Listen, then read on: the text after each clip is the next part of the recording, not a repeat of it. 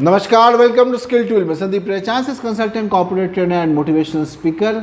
और आज मैं डिस्कस करने वाला हूँ how to do a market survey before a product launch. ये एक ऐसा स्टेप है, अगर इसको आप सही ढंग से नहीं कर पाए तो आपको बाद में जाके बहुत परेशानी हो सकता है। तो क्या क्या आपको करना चाहिए? तो देखिए, market survey can happen in 3 different categories. First is the consumer survey. जो बड़े कंपनीज है, बहुत पैसा खर्च करते हैं, बहुत सारे मार्केट सर्वे करवाते हैं एजेंसीज के द्वारा, अब बहुत कुछ करते हैं जिससे उनको बहुत सारा कंज्यूमर इंसाइट्स मिलते हैं।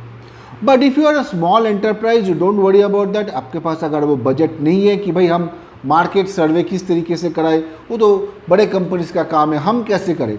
अगर आपको यहाँ पे वो समझ में नहीं आ रहा है, देन आई टेल यू, किसी मार्केट सर्वे के लिए if you do a sample size of 100 to 200 also, but it has to be quality sample. अगर आप वैसे ही प्रोफाइल ऑफ कस्टमर से सही सवाल पूछे, यहाँ पे एक बहुत इंपॉर्टेंट वर्ड मैंने यूज़ किया, सही सवाल। Right profile of the consumer होना चाहिए and the right questions होना चाहिए. Now in this particular survey you should ensure that it is well structured. बहुत ज़्यादा ओपन एंडेड क्वेश्चन नहीं होना चाहिए। जैसे कि मैंने देखा है बहुत सारे क्वेश्चन में ऐसे लिखा हुआ है, ऑब्वियसली फॉर स्टार्टअप्स मैंने ये देखा है, वो गलती करते हैं। वो लिखते हैं कि how do you like so and so product, और What is your opinion about this particular product category? तो कोई वहाँ पे ऐसे लिखने तो नहीं बैठेगा, है ना। कंज्यूमर इज़ इन अ हरी, बहुत सारा चीज़ उनके माइंड में है, वहाँ पे कोई ऐसे लिखने का जगह नहीं है। Keep the questions very very precise. जहाँ पे येस या नो आपको चाहिए तो give that close ended question. जहाँ पे आपको चाहिए रेटिंग, जैसे कि आप पूछ सकते हैं, you tell me what product you are using और what brand you are using, so that the respondent will write the brand, and then you ask the respondent कि now tell me how satisfied are you with your brand करके वहाँ पे blank मत छोड़ दीजिएगा, वहाँ पे लिख दीजिए 1 to 5 के अंदर या 1 to 10 के अंदर आप कितना पॉइंट्स दोगे। बहुत बड़ी टाइम मैंने ये देखा है, अगर आप रिस्पोंडेंट से पूछेंगे how satisfied are you with the brand, they might say very very very satisfied. But when you ask them to rate कि भाई आप 1 to 5 के अंदर बताओ कितना नंबर दोगे, दे विल गिव अ 4 और sometimes 3, they will not give 5। अगर आप बहुत सेटिस्फाइड हो तो भाई 5 क्यों नहीं दोगे। And then comes the next question, what improvement do you want in your particular brand. तो these are certain questions, you know, आप सही ढंग से स्ट्रक्चर करके बनाओगे, you will get a lot of insights. So this was the consumer survey part of it. Next is the retailer survey. भाई आपको बेचना तो दुकानों में ही है। अगर आप D2C कर रहे हो तो देन तो that is a different thing, but D2C का भी एक लिमिटेशन है, बिकॉज D2C का सेल जो है, if you really want to scale up, वो उतना हो नहीं पाता है, बिकॉज इंटरनेट के थ्रू जो FMCG प्रोडक्ट्स का खरीदारी है, that is limited to only 5% in India. अभी थोड़ा थोड़ा बढ़ रहा है, but still majority more than 90-95% is retail से जो होता है that. So what should you do?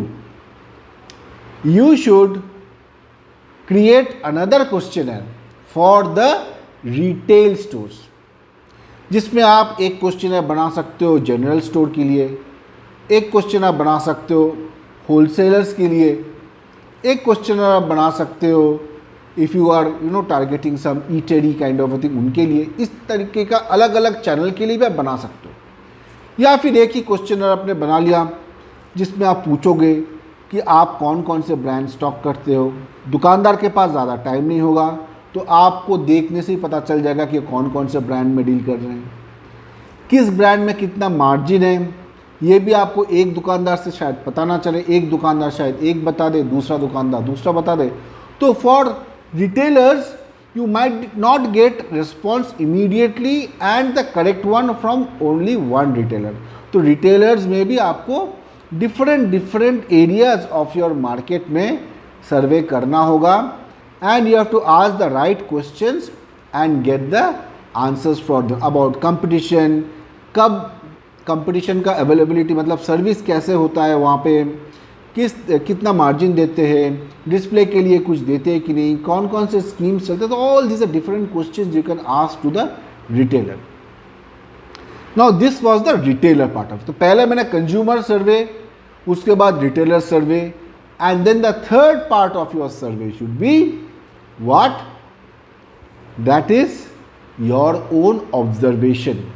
आप आउटलेट में जाओगे तो आप ऑब्जर्व करो कि जो कंपटीशन है उसका एमआरपी क्या है, कंपटीशन ने कुछ ऑफ़र दिया है क्या, कंज्यूमर ऑफ़र दिया है क्या, क्या कुछ डिस्प्ले लिया है क्या, कितने SKUs कंपटीशन का प्रेजेंट है, उस कैटेगरी में क्या क्या कितना वेट है उस कैटेगरी का इन दिस पर्टिकुलर आउटलेट.